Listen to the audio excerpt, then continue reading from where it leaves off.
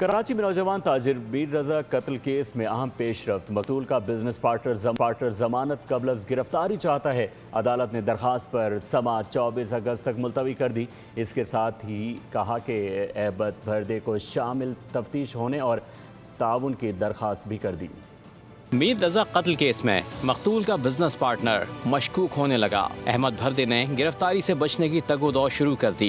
जमानत कबल गिरफ्तारी की दरखास्त जाहिर कर दी। अहमद भरदे के वकील ने पुलिस पर हिरासगी का इल्जाम लगाया। वकील के मुताबिक अहमद भरदे को थाने बुलाने के बजाय क्राइम सीन पर बुलाया गया। वकील ने कहा पुलिस अहमद भरदे को शामिल तफ्तीश कर रही है, गिरफ्तारी का खदशा है। वकील जिब्रान नासिर ने खदशा जाहिर किया कि अगर आज अहमद भरदे को जमानत मिल गई तो केस से जुड़े दीगर अफराद भी जमानत के लिए अदालत से रुजू कर सकते हैं। अदालत ने इस्तफसार किया जब आप मुल्जिम ही नहीं थे तो जमानत क्यों ली। अदालत ने मजीद हिदायत दी कि तफ्तीश जारी रहने तक अहमद भरदे शहर से बाहर नहीं जा सकते। अदालत ने समाअत 24 अगस्त तक मुलतवी कर दी।